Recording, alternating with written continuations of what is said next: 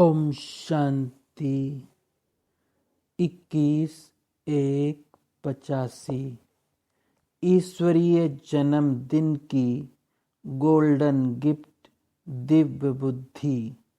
ज्ञान सागर दिव्य बुद्धि विधाता बाप दादा अपने नूरे जहान बच्चों प्रति बोले।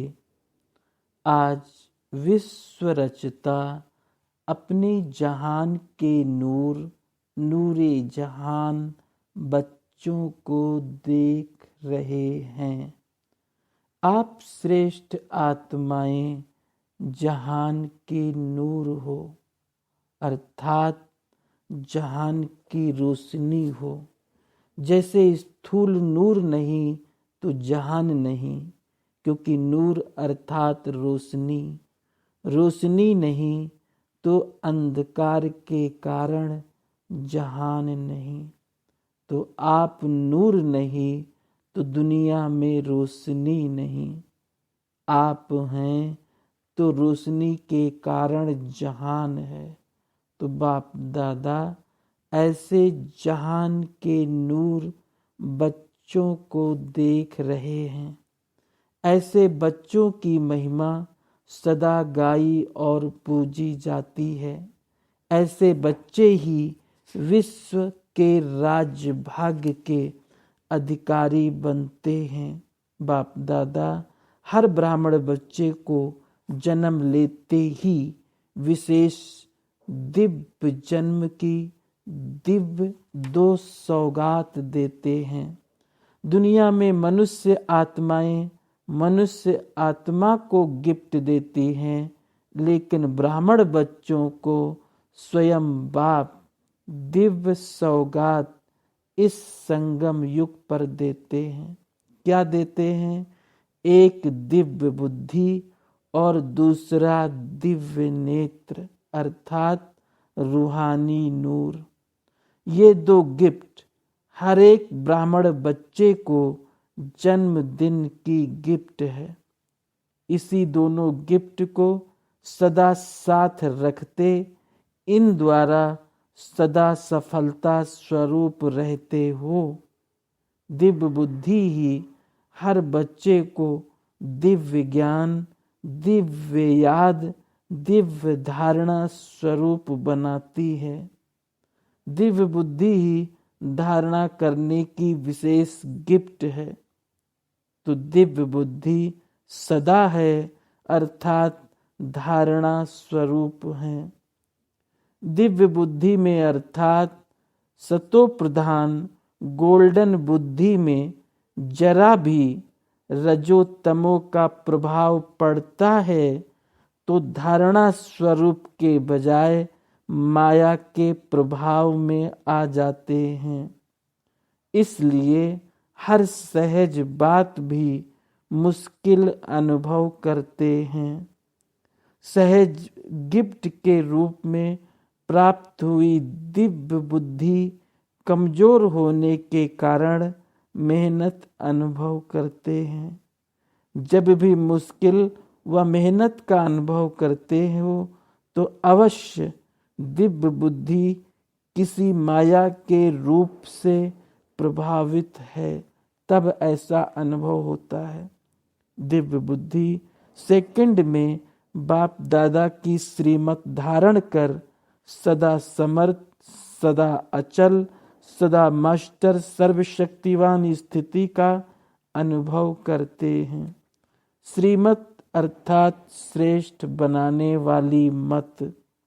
वो कभी मुश्किल अनुभव नहीं कर सकते। श्रीमत सदा सहज उड़ाने वाली मत है, लेकिन धारण करने की दिव्य बुद्धि जरूर चाहिए। तो चेक करो, अपने जन्म की सौगात सदा साथ है। कभी माया अपना बनाकर दिव्य बुद्धि की गिफ्ट छीन तो नहीं लेती। कभी माया के प्रभाव से भोले तो नहीं बन जाते जो परमात्म गिफ्ट भी गंवा दो। माया को भी ईश्वरीय गिफ्ट अपना बनाने की चतुराई आती है तो स्वयं चतुर बन जाती और आपको भोला बना देती है। इसलिए भोलेनाथ बाप के भोले बच्चे भले बनो, लेकिन माया के भोले नहीं बनो। माया के भोले बनना अर्थात भूलने वाला बनना। ईश्वरीय दिव्य बुद्धि की गिफ्ट सदा छत्र छाया है और माया अपनी छाया डाल देती है, छत्र उड़ जाता है, छत्र रह जाती है। इसलिए सदा चेक करो, बाप की गिफ्ट कायम है।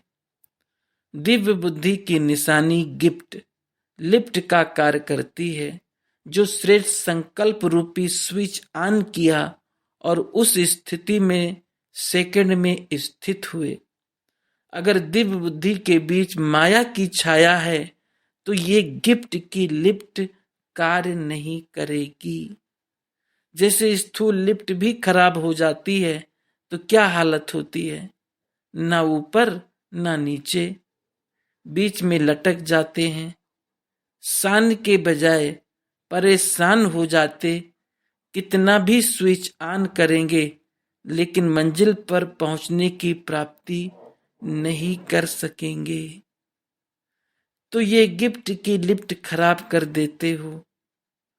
इसलिए मेहनत रूपी सीढ़ी चढ़नी पड़ती है।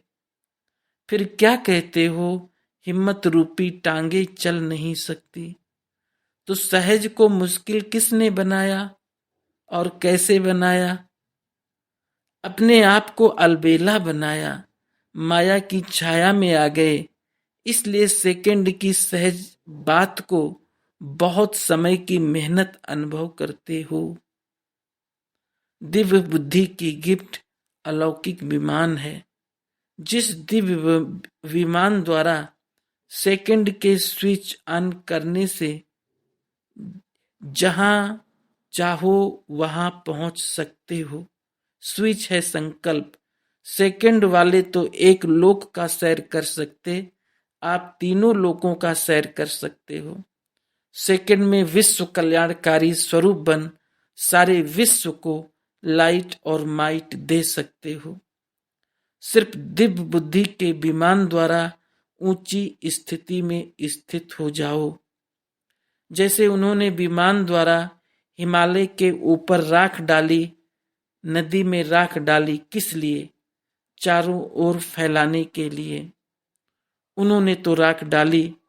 आप दिव्य बुद्धि रूपी विमान द्वारा सबसे ऊंची चोटी की स्थिति में स्थित हो। विश्व की सर्व आत्माओं के प्रति लाइट और माइट की शुभ भावना और श्रेष्ठ कामना के सहयोग की लहर फैलाओ। विमान तो शक्तिशाली है ना, सिर्फ यूज करना आना चाहिए। बाप दादा की रिफाइन श्रेष्ठ मत का साधन चाहिए। जैसे आजकल रिफाइन से भी डबल रिफाइन चलता है ना, तो बाप दादा का ये डबल रिफाइन साधन है।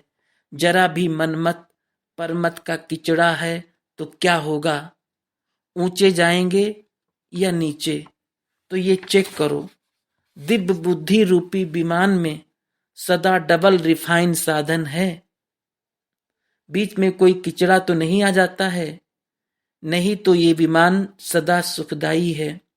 जैसे सतयुग में कभी भी कोई एक्सीडेंट हो नहीं सकते, क्योंकि आपके श्रेष्ठ कर्मों की श्रेष्ठ प्रारब्ध है। ऐसे कोई कर्म होते नहीं जो कर्म के भोग के हिसाब से ये दुख भोगना पड़े।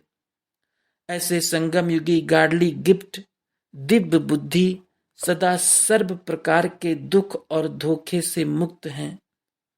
दिव्य बुद्धि वाले कभी धोखे में आ नहीं सकते, दुख की अनुभूति कर नहीं सकते, सदा सेफ हैं, आपदाओं से मुक्त हैं।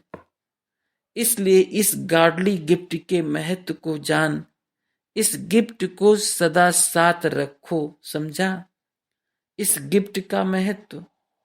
गिफ्ट सभी को मिली है या किसी की रह गई है? मिली तो सबको है ना, सिर्फ संभालने आती है या नहीं वो आपके ऊपर है। सदा अमृत वेले चेक करो, जरा भी कमी हो तो अमृत वेले ठीक कर देने से सारा दिन शक्तिशाली रहेगा। अगर स्वयं ठीक नहीं कर सकते हो तो ठीक कराओ, लेकिन अमृत वेले ही ठीक कर दो। अच्छा, दिव्य बुद्धि की बात फिर सुनाएंगे। दिव्य दृष्टि कहो, दिव्य नेत्र कहो, रूहानी नूर कहो, बात एक ही है। इस समय तो दिव्य बुद्धि के ये गिफ्ट सभी के पास है ना। सोने का पात्र है ना, यही दिव्य बुद्धि है। मधुबन में सभी दिव्य बुद्धि रूपी संपूर्ण सोने का पात्र लेकर आए हो ना। सच्चे सोने में सिल्वर व कॉपर मिक्स तो नहीं है। सतो प्रधान अर्थात संपूर्ण सोना, इसको ही दिव्य बुद्धि कहा जाता है। अच्छा, जिस भी तरफ से आए हो, सब तरफ से ज्ञान नदियां और सागर में समाई। नदी और सागर का मेला है ना। महान मेला मनाने आए हो, मिलन मेला मनाने आए हो। बाप दादा भी सर्व ज्ञान नदियों को देख हर्षित होते हैं कि कैसे उमंग उत्साह से कहां कहां से इस मिलन मेले में पहुंच गए हैं।